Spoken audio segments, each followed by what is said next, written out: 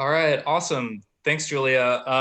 First, a huge thank you to everybody who came out tonight. It's a Friday night, and I'm sure it was a long week, although they're all basically long weeks now because, well, for obvious reasons. But you care enough to be here, which is awesome. So thanks for doing this. I'm sure this is going to be a really good conversation.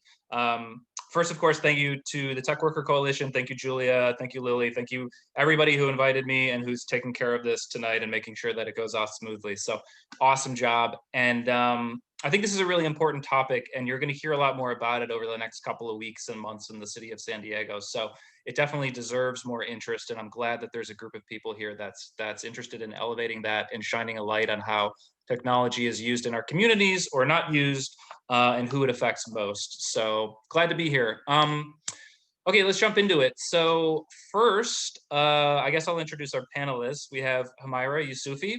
She's the Deputy Director at PANA, which is the Partnership for the Advancement of New Americans. Homayra, welcome. Thank you. We also have Khalid Alexander. He's the founder and president at Pillars of the Community. Khalid, how's it going? Going well. It's good to be here. Cool, man. And also Seth Hall, who is man of many trades, I think TechLeadSD these days, which may or may not be affiliated with the Electronic Frontier Foundation. Seth, am I right? Sure. The Electronic Frontier Alliance is what it's called. It's TechLead is a member of that. Yeah, that's you hit it right on the head. All right, awesome. And all three of our panelists are also members of the TrustSD Coalition Steering Committee, which has taken a lead in writing the surveillance ordinance that we're going to be spending a little bit of time tonight talking about. Monica Montgomery's office at City Hall is also carrying that with the City Council at the moment. So the way it's going to work tonight is I think we're going to do about 30-40 minutes of discussion and then 30 minutes of questions from the community here. We definitely want to hear from people, and we envision this as being a conversation with the people who are most interested and most affected in this. So don't be shy, please. And then after that, I think we're going to break out into rooms for separate individual discussions. So before my first question, I wanted to just begin by laying the groundwork. The primary form of technology that we're probably going to wind up talking a lot about tonight are the smart streetlights. And I wanted just to be able to take a step back and just give a basic structure of what that is for people, or at least how it came about. It was 2016, so it's been 4 years at this point. The city was approached by General Electric and told that they could retrofit their streetlights literally with technology, which you could brighten or you could dim from afar. And the main selling point at the time was you will be able to save money. The city will save its money on its energy costs, essentially. At the same time, those devices were retrofitted with different sensors that could do things like measure pollutants in the air, so it had an environmental component to it. GE also said, hey, we'll put up the money for it, loaned the city $30 million and said, look, you're going to save so much in energy costs over the long term that it's just going to pay for itself. So my first question for the group is, did the smart streetlights turn out that way? How did it change? What do we know about this program today compared to what we heard in 2016? And are there any other forms of surveillance, any other devices, pieces of software that you want to flag up front in this conversation before we get really rolling? So Khalid, why don't we start with you? All right. Before the COVID is finished, I'm sure I'll figure out the art of unmuting. But there was a lot. There were a lot of questions there, Jesse. But I want to back up a little bit to us even being aware that these streetlights were out there, right? And so, you know, I had heard that there's some smart light systems that are going on, but I hadn't really been paying much attention to it until somebody told me that they were going to be installing a lot of them in Southeast San Diego, which is where we run Pillars of the Community, an organization that is primarily focused on advocating for people that are negatively impacted by law enforcement. And so I was like, you know, I'm not a big tech person. I'm not really interested in this stuff, but let me find out some more about it. I asked our council, some people from our councilwoman's office, and they said, you know, we don't know too much about it either, but they're doing these public forums for people to learn about it. So I figured, oh, okay, I'll sneak in the back. I'll take some notes. If it looks like it impacts, you know, the people who we advocate for the most, then we'll decide whether or not we're interested. And I end up showing up to this event, and I'm the only person there, with the exception of Police Captain Jeff Jordan, Representative SDG&E, who I believe at the time owned the smart streetlight systems, and a city bureaucrat. And so much for kind of autonomy. I was kind of smack dab in the middle of this presentation talking about like how wonderful all of these lights. The first thing that stood out to me though is that, you know, over half of the presentation of these kind of lights that were sold around kind of environmental justice issues and other things was being delivered by a police captain.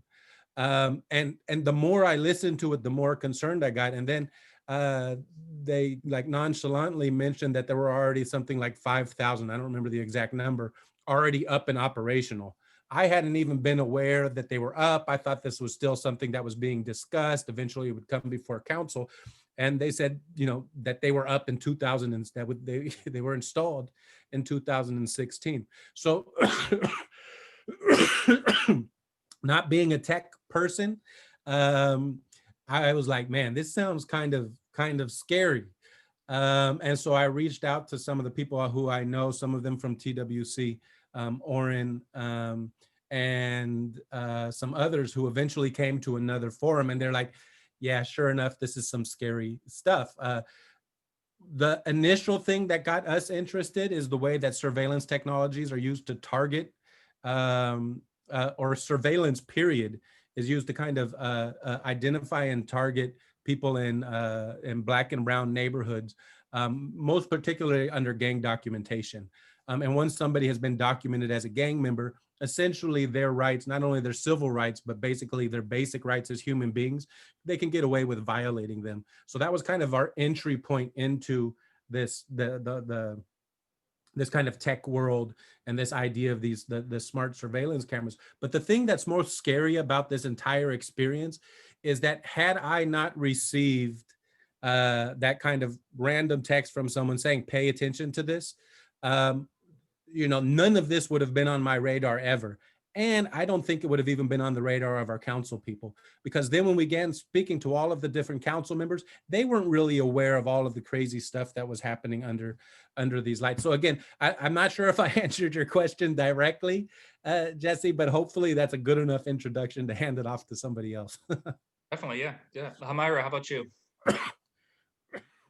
Yeah, I mean, I think, you know, the issue of surveillance is a really broad issue. And for PANA, that represents mainly, you know, Arab, Muslim, South Asian, African diasporic communities. I mean, we've been on the receiving end of, you know, surveillance since September 11th and even prior to that, you know, so we have, you know, heightened our surveillance measures of our communities, of our mosques, you know, of our communities, of our associations. And so that, you know, hearing about the smart street lights and how they were, you know, there's thousands of them out in the community, and law enforcement had direct, you know, usage of these was a huge concern of ours. And I think for myself and for many folks in our communities, you know, this brought back a lot of memories, right? There were so many questions about data sharing, right? How is this who else has access to this? What kind of immigration implications does this have?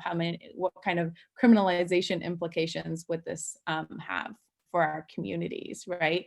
I think that there's multiple programs when you talk about you know, what are other kinds of surveillance technologies. I think, you know, there's not only the surveillance technologies that spy on our communities daily, but there's also an entire infrastructure of how this data is stored, right, and how it's used to criminalize us, right? So I think that that's something that's really important when we talk about fusion centers, right? When we talk about these joint task forces where FBI and our local police are using these infrastructures, are using the surveillance technology to really, you know, not only surveil our communities, to coerce us, right, into becoming informants, into spying within our communities. Those issues are huge for us, right? And I think smart streetlights is just another example of how that has happened. It's another example of how data creep happens, or not data creep, but just mission creep, right? How, you know, something that is sold as like, oh, this is a sustainability project, right? All of a sudden lands in the hands of law enforcement and God knows who else, right? And so I think that this is, you know, just one of those examples, and without having enough information about what's actually happening when there's this just like veil of secrecy around surveillance technology, there's a huge fear from our communities. We already have this, you know, history of mistrust, seeing how this has played out in our communities. Seth, let me ask you, what do we know about this technology today? But also, can you walk us through what are the potential? What's wrong with the device? What's wrong with the camera system that is aimed squarely in the public right of way? Every single day, we give up our information to tech companies. They track us. What is particularly wrong with this piece of technology, from your estimation?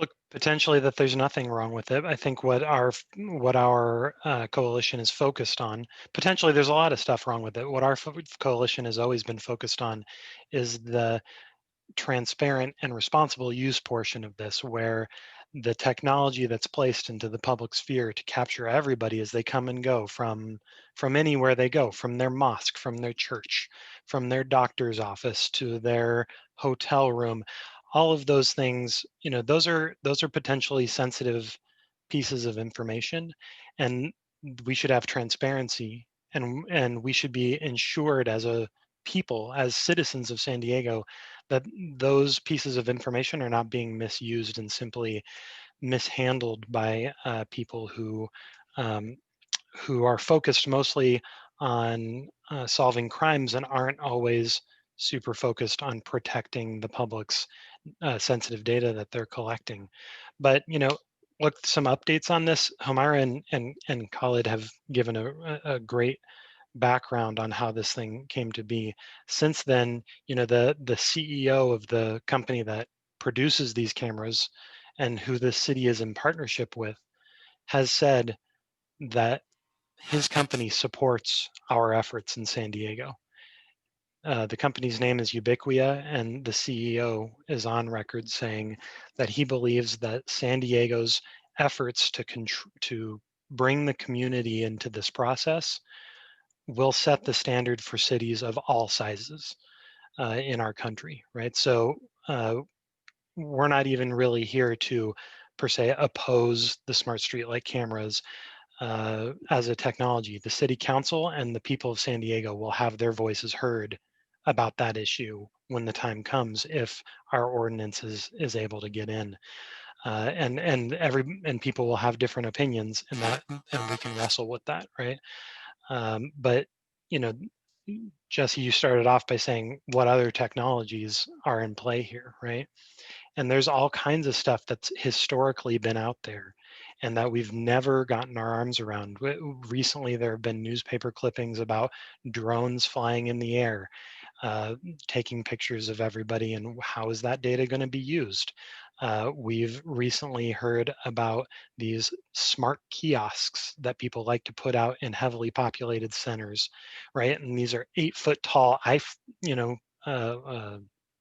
what are the iPads, you know? These are huge, like mall kiosks, right? And they have cameras in them. They have multiple cameras in them, right? They're eye level. They're very sophisticated. They just want to put them out on the streets, right?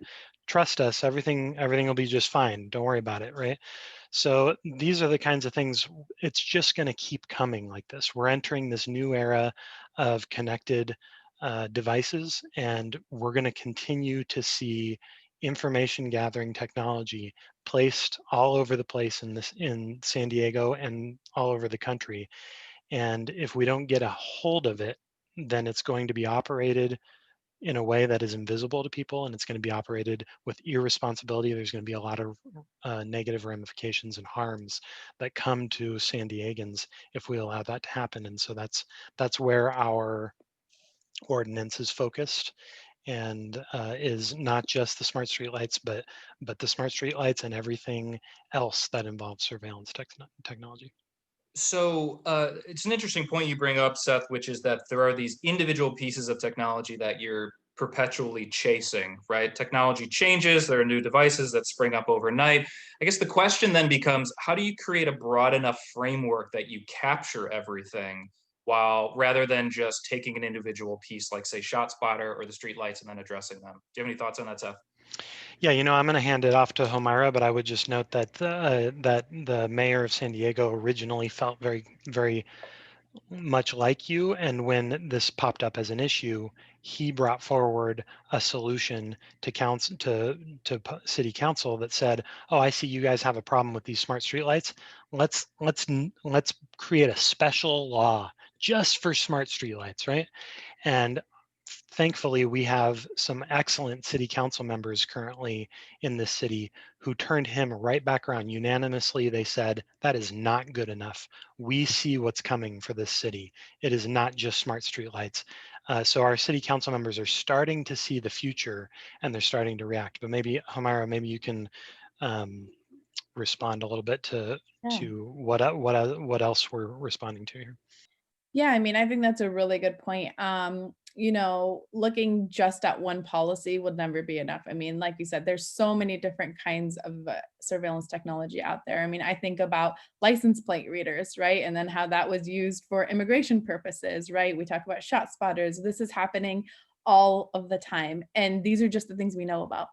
Right.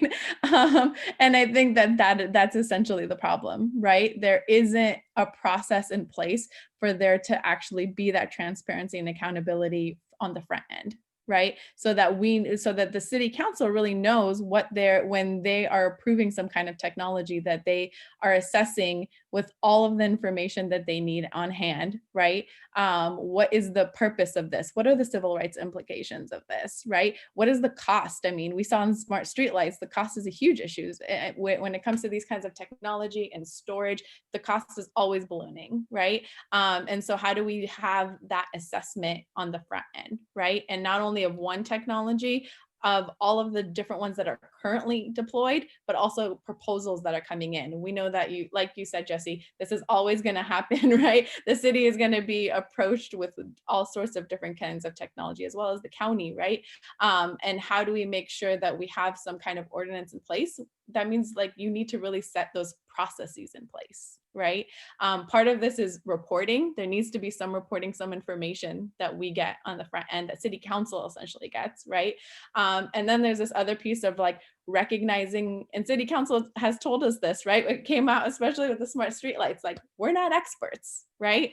And we understand that, but not being experts doesn't mean then that we then create bad policy, right? Which is like the situation we are in.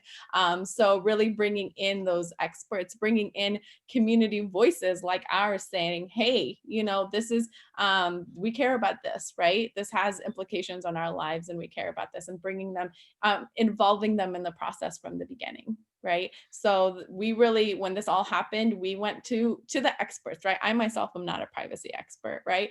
We brought folks in from the Bay Area, from other cities, looked at different models, right? Looked at when does it work best? How has it worked best, right? And then crafted ordinances based on that.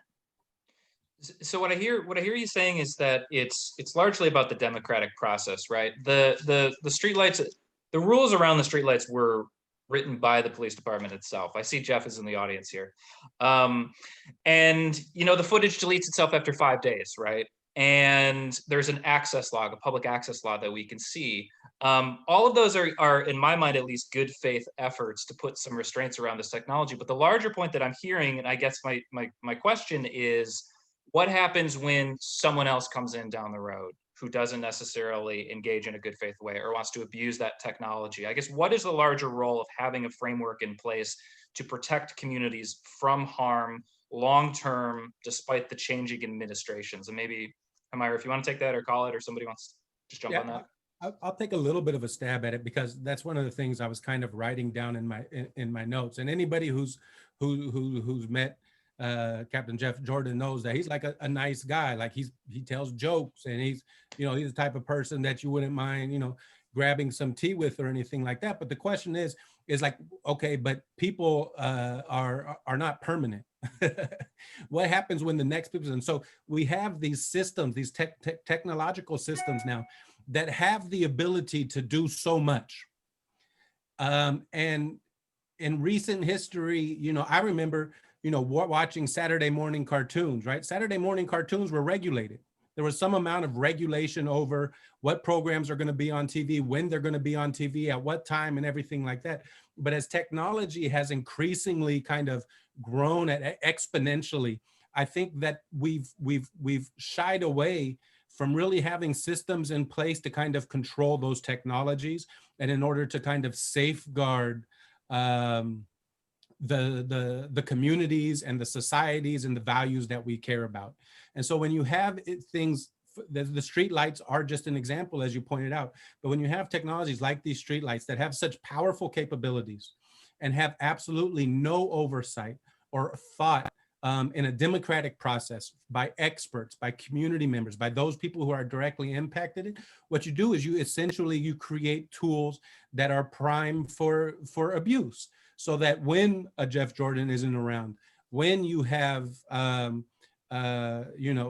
at the political context that we're having this conversation in, where federal troops are sent into cities in order to squash protesters, where you have presidential candidates who are refusing to say that they'll accept the outcomes of the ballots. Like, do you want them to have control of those types of things? So unless we have structures, unless we have ordinances, and unless we have the people that these technologies are supposed to be there to help, and I think actually have the potential to help with a lot of things, unless we have ways of making sure that they're used for the intended purpose and not abused and not used to take advantage of people and to harm people, we're in a lot of trouble.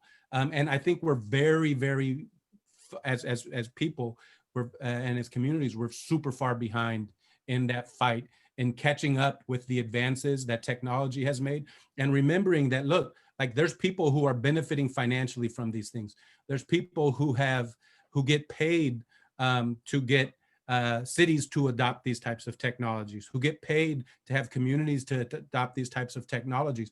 And if you've been following, as you have, I know, and many people on this thing, how much work has gone into just trying to create an ordinance that says, hey, we should be having conversations about these things before we just let them loose into society. Just something basic like that finally has bipartisan support, that finally, I think, even has some support from law enforcement. That basic thing has taken so much work.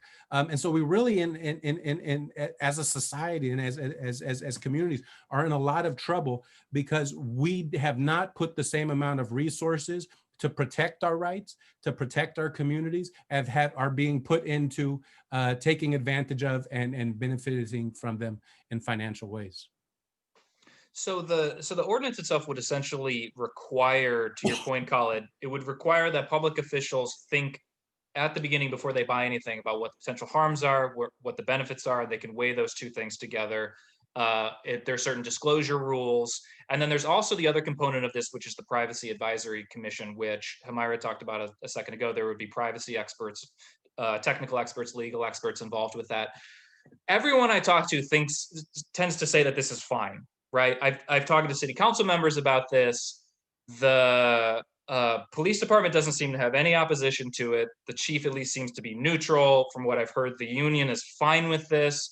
The mayor's office was tweeting a couple of weeks ago saying, let's just get this done. We want to have our streetlights back. We want to have this tool back. What's the holdup? Where are we at in the process, and what's the holdup at this point in time? And that's for any one of y'all who wants to take it.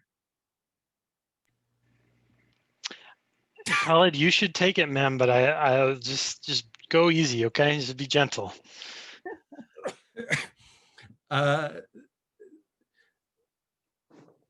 I think there's a couple of things.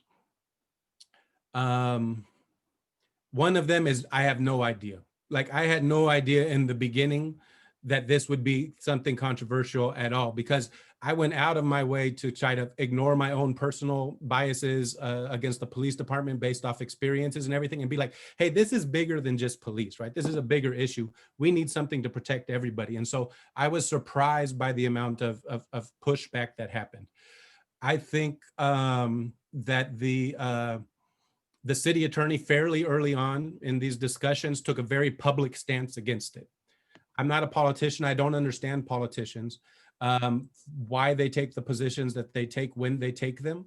But perhaps that kind of strong stance in the beginning has made it a little bit more difficult to push forward. But I think overall, what I've noticed is that the kind of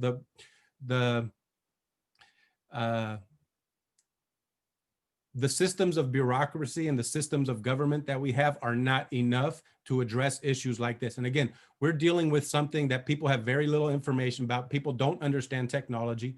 That's why it's so important for like people who are attending this and kind of the tech world to really be kind of leading these conversations. So people don't understand it. And as a result, things that seem like they should be simple just end up kind of getting pushed aside or worried about. Man, I'm gonna be honest, I don't know, Jesse, man. that's all I got. It doesn't make any sense. I think some of it is just kind of the bureaucracy of government takes a while because everybody wants to make sure that they check the right boxes, dot the I's and cross the T's. But from the beginning, for whatever reason, there's been a certain amount of hesitance. I think right now, everybody's really heading in the right direction. And so I don't quite understand what's taking so long. Hopefully that wait is at the end, because the real work, frankly, is going to take place after the ordinance is created, in looking at these technologies, in thinking through the future, and making sure that this is used to help San Diego be seen as a leader in the United States, and not just, you know, another kind of city that's just going along for the ride that the tech giants are taking us on.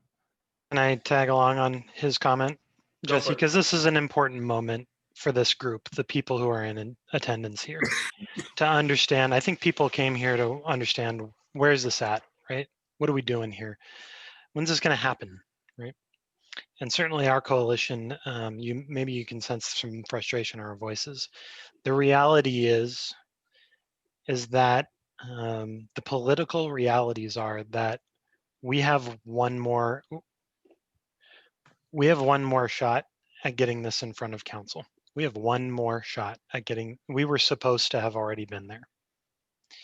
And I'm not going to sit here and point fingers at blame, because that's just not important. But what I will say for this audience is that we have that was my 3-year-old.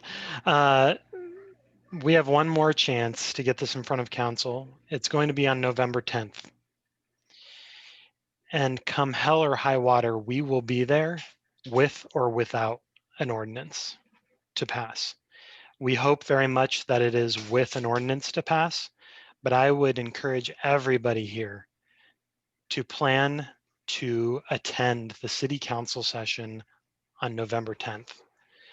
Because if you care about this issue, you should make your voice heard. And if there is a law to be passed that day, you should speak in support of it.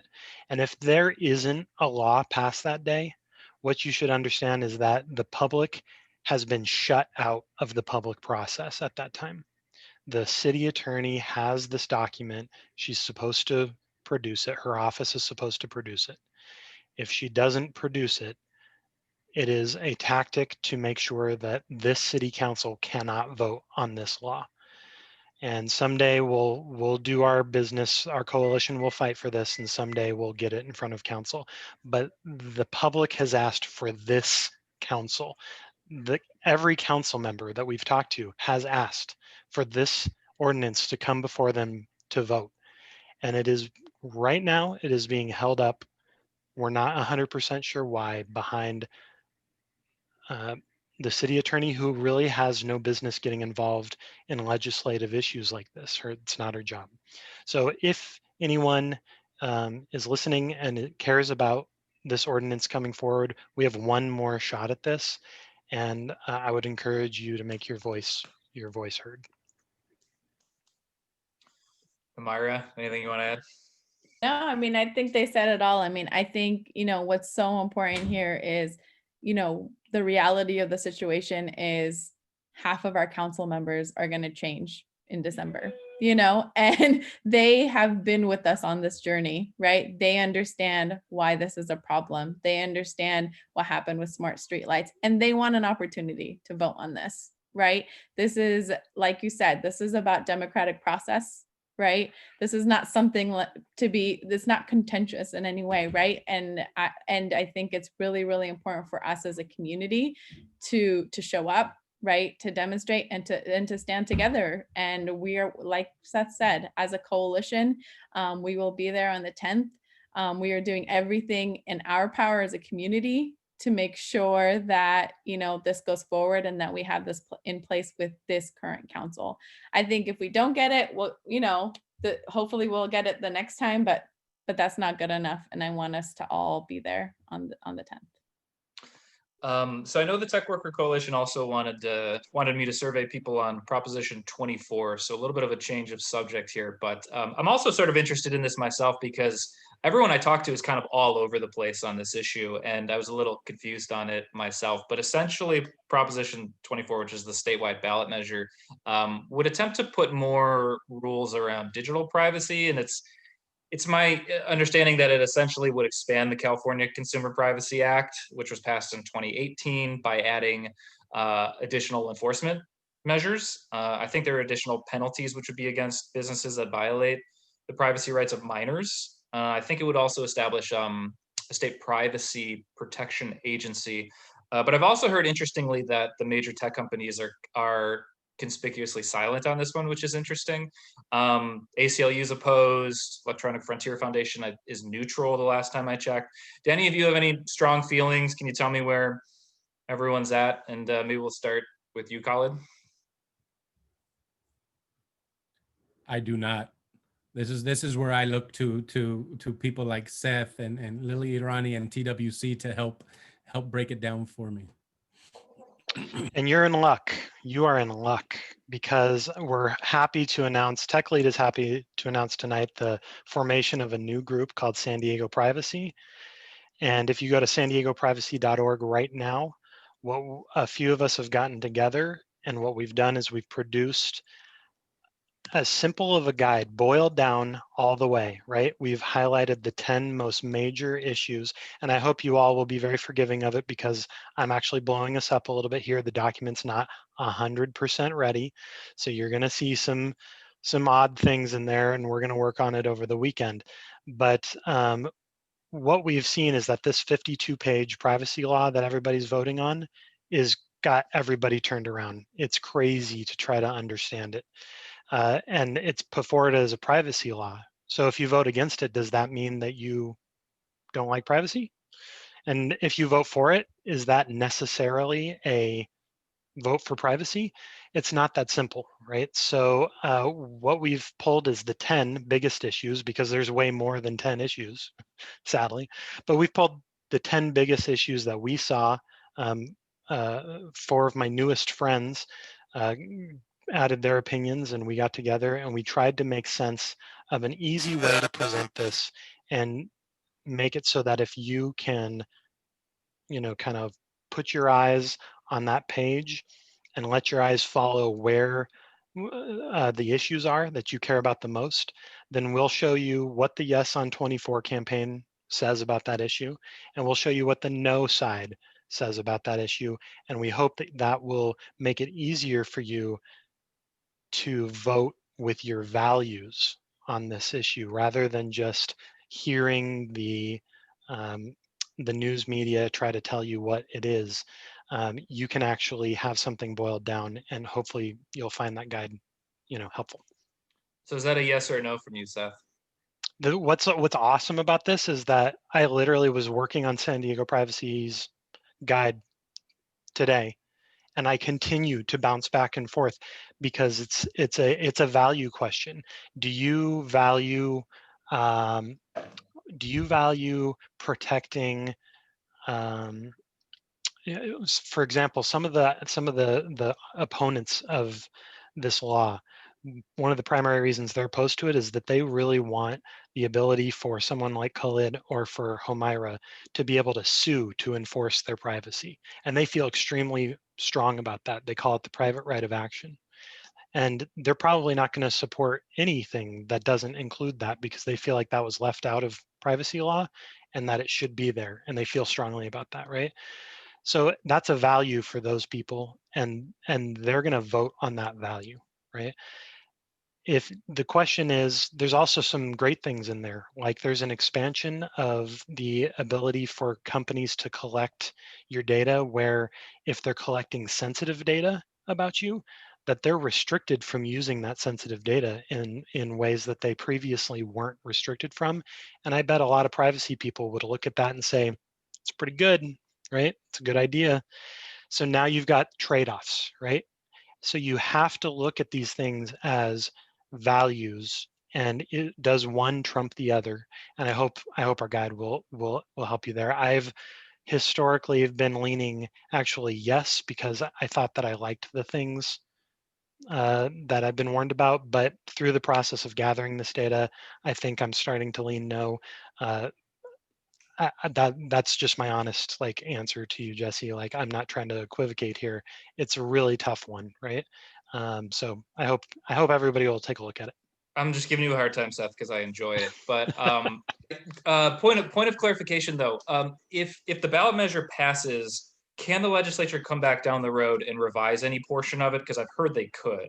There's an element on the page on SanDiegoPrivacy.org where we discuss the fact that people believe that this law handcuffs future efforts to pass privacy law. And the controversy there is that the law attempts to handcuff it by saying you cannot pass really weak privacy, right?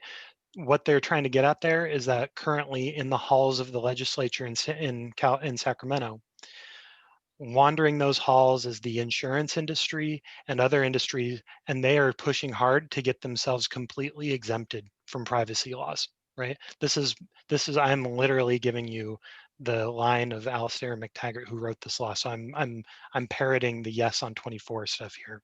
And he's saying he sees this as a threat. And so they intended for the law to be basically a floor to privacy. The Prop 24 should put a floor where companies cannot just wander the halls of Sacramento and get a special exemption to exempt the entire insurance industry, right? That's his intention, right? Sadly, the way he worded it also means that companies get to have a voice in every privacy law that is passed. And opponents say that including that ability, giving companies that power, means that they are going to have a lot of say over the privacy laws that we pass in the future. So what they say is, while the Yes campaign wants you to think that there is a floor under which we will not get less privacy in the future, they say the inclusion of business in the law and the requirement that you consult with business and protect business interests actually puts a ceiling on privacy in California, that you will not be able to strengthen to the degree you want to, because you're going to have to go through industry to get there, and they're just going to take you to court and they're going to shut your thing down. So there's the controversy for you. I hope if anybody is listening that was clear. You have to go read the points for yourself and try to decide, is the risk worth the potential reward, right? And again, vote your values on that. Homayra, any strong opinions on Prop 24 before we move on? No, I mean, I've talked to Lily about this and, looked at ACLU and I agree there's just so much complexity in this. At PANA, we decided to stay neutral on it, just understanding all of the complexity that's there, right? Like Seth said, I think at the end of the day, this is really about how folks want to vote with their values. Cool. And I just add something think, Jesse, really quickly? Of course. This is another like really good example on why it's so important to understand really what does democracy mean, right? Because we have this idea that voting is if I spend 15 minutes every 4 years in an election or every other year or whatever it is to vote for something, that I can just go back and everything is going to be cool. And in a time when technology, again, is becoming such a central part of all of our lives, if the people who don't understand technology aren't involved in every aspect of democracy, which the smallest bit of that is actually the ballot box. But the smart lights are the perfect example of this technology that was imposed on San Diego without anybody really understanding what it was doing. And the reason why that happened is because those people who understand technology haven't been involved in the full civic engagement process, in the process of civic engagement and what that means. And so unless people who really understand technology are thinking of all of the different ways, are paying attention to all of the different bills, having conversations like this one, then it really doesn't matter what ballots are coming up or what ballots aren't coming up, because we've already really lost the battle. And so just seeing how complex Prop 24 is, in the same way that a lot of other propositions on criminal justice reform are complex also, but you can't understand those unless you have experts who are actively involved every single day, paying attention, talking to politicians and advocating for people's rights. So it's way bigger than a ballot, and it's so important that everybody, on this Zoom continues to be engaged in every aspect possible, because really you all are the future of us being able to protect ourselves. And I would say of like those of us who don't necessarily understand all of these things, but have a duty to learn. But I can't explain how important it is not to just make it a ballot issue, but an everyday engaged with the communities you're a part of, engaged with communities you're not a part of, and with elected officials, making sure that we don't go down roads that we can't come back from. So it looks like we've been going on about 30-40 minutes now. I think we should kick it over to community Q&A. Julia, how do you want to do this? Should people look wave? Thank you. So I've been keeping track of some of the questions in the chat. I have 3 which I believe have not yet been answered in the chat, which I think we can start with. And then if anyone else has a question for the panelists, please go ahead and put it in the chat. So the first one that I have was from Camille. I'm sorry if I'm mispronouncing that. Talking about how the sensors, so I believe the streetlights, but I think we can expand it more generally to surveillance technologies having detrimental effects on certain communities. So would any of the panelists kind of want to weigh in on the ways in which surveillance technology has a disparate impact on minoritized communities? Sure, I can start. I think we've seen this play out in how I talked a little bit about how surveillance and surveillance technologies has been used against Middle Eastern Muslim communities. But if you look at the reporting that Jesse did, right, around how these cameras were used around BLM protesters, right, and folks advocating for change, right, I think fundamentally what's really true in this country is that minority communities are just seen with suspicion, right? Without information, right? Without a lot of that. And so what often happens is that we are then the ones who are, facing these extra measures of like surveillance technology being used for us. So, the street lights being put in our mosques, outside of our mosques, other kinds of things that have happened. Wiretapping has been a huge issue, right? Things like that. I think that there's always this disparate, use of these technologies on minority communities. Like Khalid mentioned earlier as well, he addressed how this has happened with Black and Brown communities with using gang databases, right? How gang databases are then used to then criminalize our communities, right? So I think there's a lot of examples of how we've seen this played out already. I would love it if, Khalid, you would involve in your comments a relation to, because it's just such a poignant example, how ShotSpotter was basically deployed in one area of our city, right? So surveillance technology was deployed in one place, and how that connects to kind of what Jesse was asking about, of how disparate effects can happen on the communities. Yeah. So I think we have to look at what surveillance is. And surveillance really is a way of controlling people. And what it does is it decides who it's going to control and who it's not going to control.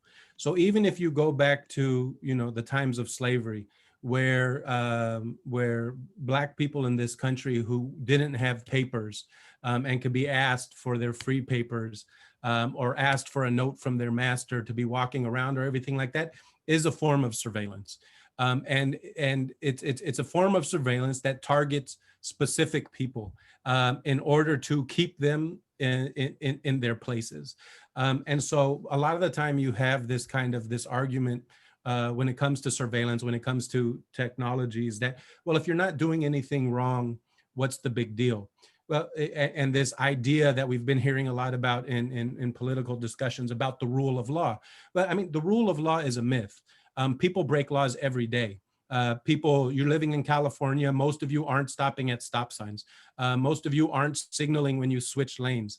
Most of you, there's all types of ways that we break law, but how those laws are then enforced and who they're enforced upon is what the issue is. And as we've seen, because we have a system in the United States that is really rooted in racism, that's rooted in slavery, that's rooted in the genocide of the indigenous people of this country, that all of the tools that come along with it are then subject to being tainted by that history and by that reality. And so any type of the surveillance technologies that we see perhaps used as in San Diego, where these lights were put up all over San Diego, right? They weren't only in Southeast San Diego. But as any other types of technology, we see that the risk of them then being used by a system that's inherently flawed ends up attacking, ends up targeting those people that have historically been either failed or intentionally held down by the system. The ShotSpotters that Seth is talking about is just one example. So you have these ShotSpotters that were put up throughout San Diego that went up. Apparently they do way more than they say they can, but essentially alerting law enforcement when a gun has been shot. You cannot tell me that, and so people will be like, well, if people are shooting guns, like, isn't that a good thing to know about? And if that just happens that they're shooting them in Southeast San Diego, shouldn't we be paying attention there? You cannot tell me that East County doesn't have white communities who are walking around with guns, shooting guns, all types of different violence that are associated with it. And yet these ShotSpotters aren't used to track them, right? These ShotSpotters aren't used to do this. And so what we see is surveillance used by the human beings, the flawed human beings, and the flawed systems that were created by human beings. And the result of those ends up impacting us. So facial recognition being used in Iraq. And so we're not only talking about communities inside of the United States, right? Because a lot of these technologies are developed and tried out and supported by military. And so how they're used in Iraq, how they're used in Syria, how they're used with drones. And then what you begin to see is then those same technologies being implemented in our communities.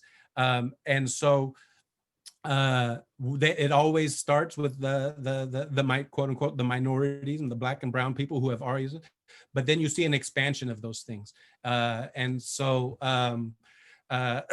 the only thing that I'll say is, like, any tool that you give to a system that is inherently flawed and is inherently biased and racist against Black and brown communities, that tool, no matter how much good it can do, is going to be used to support those flawed systems.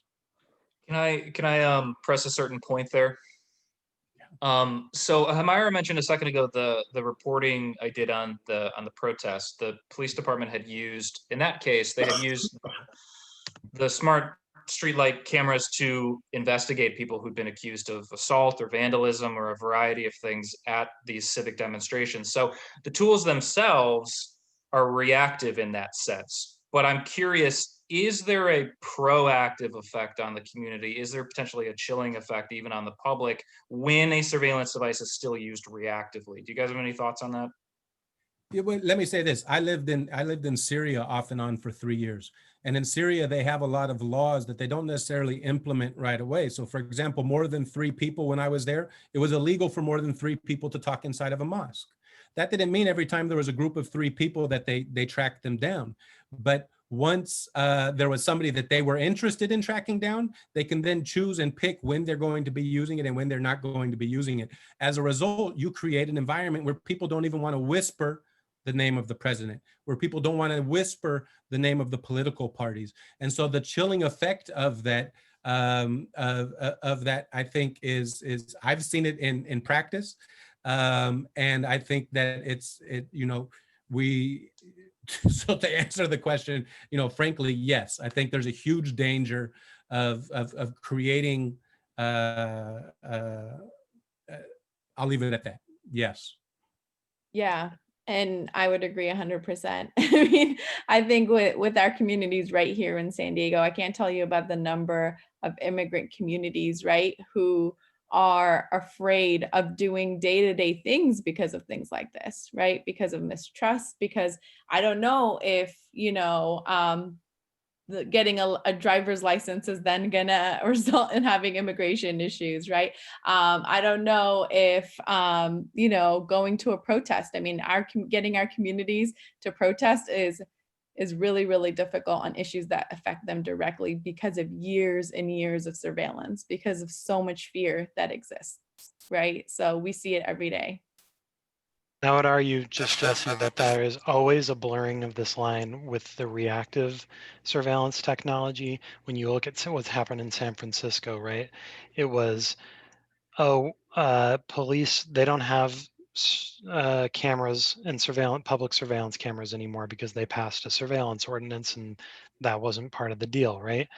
So they had an agreement with private parties, right? So that they could go and reactively talk to private parties and say, hey, can you give us some footage, around this time? And those private parties are all too happy to accommodate. But then when the protests kicked up, the next request was, hey, can you just give us access, live, as close to live access to cameras as possible so that we can monitor the street level activity, right? So there's always this blurring of the line. There's always this pressing of how far can we go, and it's always going to be in the name of public safety, right? At least when it comes to police, that's what their job is, that they feel like their job is to ensure public safety. And honestly, that's a unique, that's a goal that they see almost exclusive to every other goal. So they're always going to press the line. How can we make people safer? How can we be faster? How can we monitor more, right? So that's that line that's always blurring whenever you talk about like a reactive surveillance technology. It's reactive today, but what you always see is that it's always pushed to the very edge until it's no longer reactive. And we saw that with San Diego Police Department when we went to go look into the smart streetlight systems, is that there was proposals that are out there to take the CityIQ cameras that are out there and to enable them to stream live into a central place at San Diego Police Department. And, we don't believe that ended up happening, but you can just see it, right?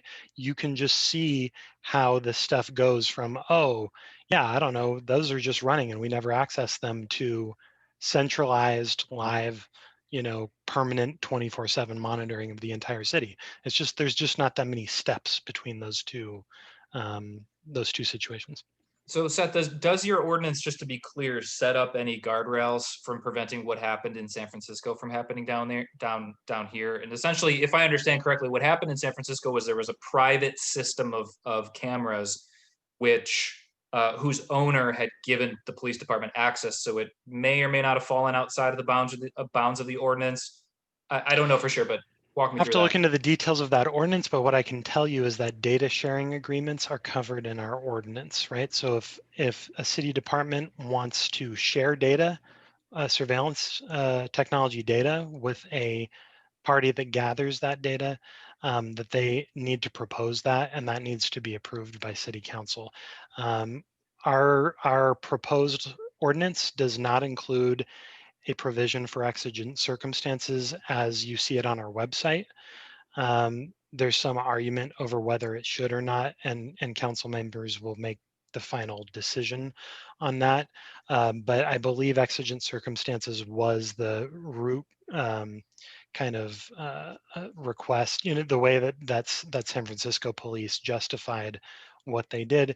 And so anytime you have an exigent circumstances clause in your law that allows people to just do things in an emergency, you can absolutely bet that you're going to be fighting that battle for as long as you live, right? There's going to be a permanent threat of abuse of that law. So, but at the same time, sometimes that's what you need to have in there to get approval for the law. So it can be a trade-off.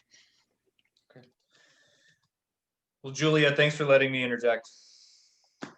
No worries. I don't think so. First of all, I think Camille clarified. I think I misrepresented the question slightly, because she clarified, which is really helpful, that she was talking about environmental sensors, so things measuring air quality in areas where air quality is poor and asthma is a repercussion, and then people from certain zip codes can't get insurance because they come from high-risk health zones, which is a really interesting point. So thank you for clarifying that.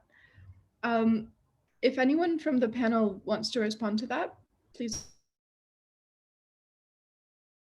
We can move on to dividing up into smaller breakout room discussions, and I can explain that in a second. But first, maybe.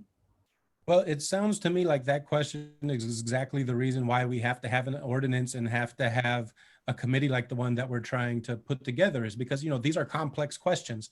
It's not something that, can, somebody, immediately, there's a lot of benefits that can happen from these technologies, and there's a lot of harm. And if we don't have active conversations, making sure that we emphasize the benefits and avoid the negative consequences, we're going to be in trouble. But I think to that point, that's exactly why this ordinance is so important, is to be able to have places for those conversations and for experts in those areas to weigh in.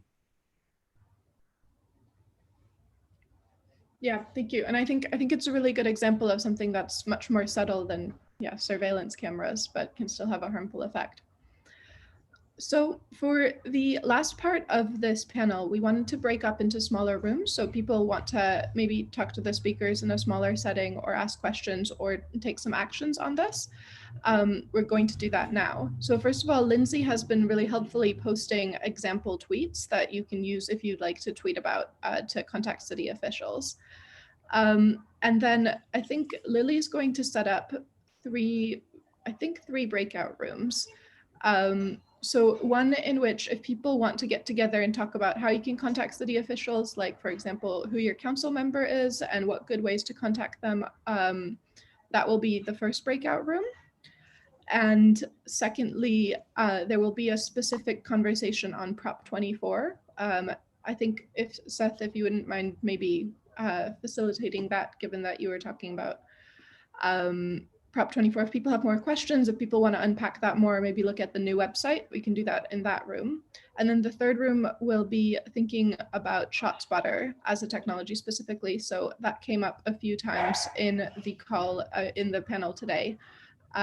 It's a technology for detecting gunshots that has been deployed in San Diego for the past few years. So if you don't, feel free to choose any of those discussions that you are interested in. You can also go back and forth between discussions. We'll also leave the main room open for kind of a more general or spillover discussion if you don't have a preference between those three. So I think, Lily, if you're ready, we can start that now. All right, I am working on it, right? So ShotSpotter, I had to become host of ShotSpotter, Prop 24, action, taking action, and the ordinance was the fourth one. I think we were just gonna have a general room last. I think the action room will be focused on the ordinance specifically. Okay. How about the general room can just be this, like, if you don't choose a breakout room, you can just be in the general room. Sounds Yeah. good? Yeah. Okay. All right, so you all are gonna, I hope that you will all see a choice of which breakout room you would like to be in now. So feel free to put any questions in the chat. It's our first time using this feature. Yes. Yeah. And if you have any questions, go ahead. Oh, and I will turn, and is it okay if I turn everyone's video back on? We'll work on this. Should we maybe stop recording actually? Yes. I'll do that. I'll